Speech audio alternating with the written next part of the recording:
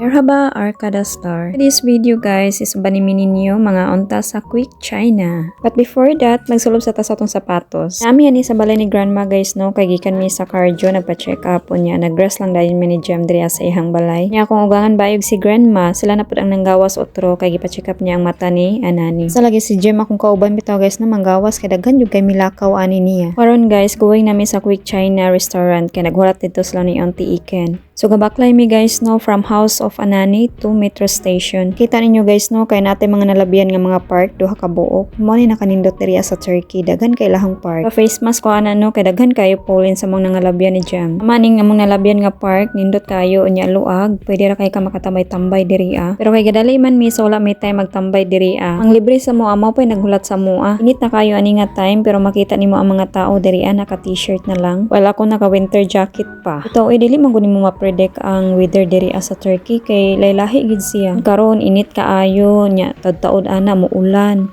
Nainiguman sa ulan mo init na pud pagbalik. Murag babae ba weather. Gabaklay mi gingnan ko ni Jem nga mailan gyud ako no kayo ko nga foreigner ko kay nakabunit pagyapon daw ko no maski init na. Wear ko bonit guys tungod kay ang weather diri is init kaayo unya bugnaw. So dili ko gusto nga sipunon ko, di ko gusto nga subawan ko. Namin sa metro station guys no, gadali mi ani kay late na jud kaayo mi. Nya napansin ako nga dako kay lang station dere unya mingaw kaayo. Murag hadlok siya kay mingaw jud kayo ang sa sulod. Maybe wala pa nang gawas sa mga trabahante bantog mingaw. Basta kami gani dyan mag-uban guys no, kay metro gid mi ani niya, dili kay miga taxi kay mahal man ko ka taxi. Ang car nila isa, pwede raman siya mo gamit pero di na lang siya mo gamit guys kay galikay na lang siya. Kapila na daw siya nakasala silang sakyanan. Diri si Jem ra pud ang gabayad sa ko diri ano sa metro kay wala ko'y card. So iharang card ang amo ang ginagamit. So niabot na ang train nga mo ang sakyan guys no. Stop ra mi ani guys no. Nya ang station nga mong hunungan duo ra pod sa mall nga amo ang kananan sa Quick China. Nya ang station nga mong hunungan duo ra pod sa mo ang balay. Fast forward naabot na ta guys. Inani si Jem no kada naog na mo ipawid jud kunyag ayo sa ihang mga kamot kay hadlok siya nga mawala. Mo ko SIM card gud ako diri guys. So kung mawala ko dili ko niya makontak. Sa akong ganahan diri sa Turkey sa ilang mga overpass guys no kay lang gamit escalator dili na ka mahago pag sakaas sa taas. So niabot ra gid ta sa Quick China guys no. Sa una sa wala pa ko diri niabot sa Turkey, sila gyud ni Jem og sila Auntie Iken ug yang anak may manggawas per me. Una sila librehon nila si Jem. Usay pod si Jem pod ihapong libran sa Auntie Iken yang inviteon sa gawas. Karon kay naa naman ko so apil na ko sa libre per me. Kini guys gipili gud nila ni Auntie Iken nga restaurant para daw ko na sa kuha. Asian man ko so dire ko nila gidala sa Quick China restaurant. Basin daw ko no na miss na ko ang Asian foods. So, diri guys no kami ni Jem og ihang parents sigud mi gapangaon sa gawas. Kaya kung ugangan nga bae man gud guys, di siya ganahan og kaon sa gawas, mas prepare niya mo kaon sa balay.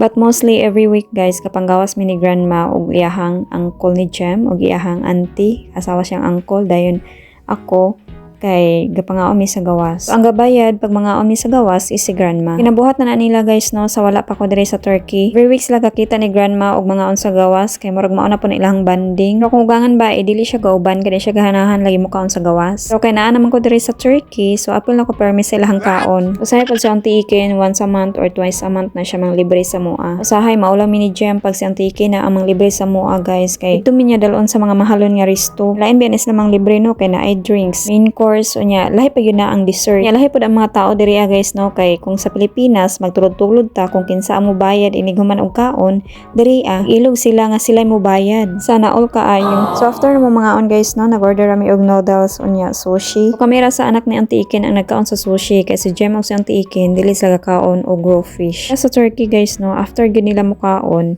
dili gina mawala ang chai or tea. So after mag-tea, nag-dessert dayon mi, dili naman taw mag-order ani kay busog na kaayo ko pero ginapa-order gyud ko nila. Kung sa kabusog guys no naka-CR gyud tagahat. Gibanan ko ni Jem ani guys unya pa ni nahurot yang dessert. Ako siyang giingnan nga mag-una na siya didto kay basin og kwaon ang iyahang plato. So ko guys kay pagbalik namo wala na dihi ang plato imbes na iya pang kaunon na iyahang ice cream. Hipos na sa waiter ang iyahang plato. Wala po ni Auntie Iken, wala pud ko sila nakabantay nga gihipos na ang plato ni Jem.